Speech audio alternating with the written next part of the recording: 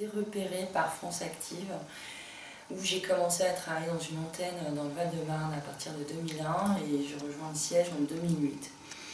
France Active, c'est une association qui a plus de 20 ans, dont l'objet est de financer les projets de l'économie sociale et solidaire. Tous les projets en fait, qui sont créateurs d'emplois locaux, aussi bien par les personnes qui sont à la recherche d'emploi que pour les personnes qui sont à la recherche d'emploi. Et on est présent sur toute la métropole. J'ai tout un temps qui est lié au développement territorial, donc les DOM-TOM, la région Centre, Aquitaine et Midi-Pyrénées. Et je suis par ailleurs chef de projet puisque je suis en charge de définir les besoins d'appui du réseau par la tête de réseau et donc de formaliser ça, créer les médias pour que ces appuis soient opérationnels. Je suis admirative face aux gens qui entreprennent et je trouve que c'est une des plus belles choses au monde parce que je suis consciente du grain de folie que ça nécessite. Et je dirais que ma motivation, c'était peut-être d'entreprendre par procuration. Je veux dire que chaque projet que j'ai rencontré, j'ai eu envie de le soutenir et faire en sorte qu'il aboutisse. La deuxième motivation, c'est que je crois profondément que on peut résoudre une partie des difficultés économiques et de cohésion sociale par l'entrepreneuriat local et de proximité.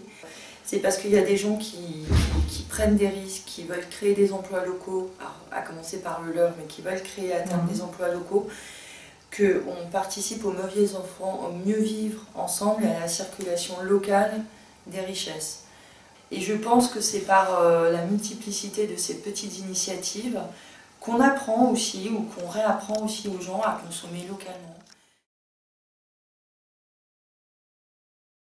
Alors je pense que pour entreprendre, il faut être très curieux. On ne peut pas avoir ce grain de folie si on n'est pas à la lecture de son temps, de son territoire et des gens à qui on a envie de vendre ou d'offrir des services ou des biens. Mais je pense que pour créer son entreprise, il ne faut pas se faire plaisir à soi. Peut-être qu'il faut rechercher un épanouissement personnel, mais quand on entreprend, c'est avant tout pour les autres. Je pense qu'il faut être altruiste. On ne va pas fabriquer un pain parce qu'il nous fait plaisir. On ne va pas créer un restaurant dans lequel, dans le menu, il n'y aurait que des plats que nous on aime et que les autres n'aient pas envie de goûter. Et de même qu'on ne va pas créer une entreprise totalement innovante sur un concept qu'on n'a pas pu tester auprès des autres et qui rendrait service à d'autres. Le conseil tout simple, aller voir une chambre de commerce, une chambre des métiers, une association locale qui fait du conseil en création d'entreprise. C'est bien aussi parce qu'il ne vous apportera pas un jugement préconçu et peut vous donner des méthodes toutes simples avec le recul nécessaire de sa profession. Je pense que c'est un entrepreneuriat qui, dans l'absolu, n'est pas différent de l'entrepreneuriat masculin. Il est peut-être un peu moins fou et un peu plus raisonné. On le voit au niveau professionnel comme au niveau de l'accès au pouvoir. Je pense que les femmes ont les mêmes compétences que les hommes, sauf qu'arrivé à un certain niveau, et l'entrepreneuriat, on peut dire, il y a aussi une sélection naturelle qui se fait, et on retient les profils les plus classiques.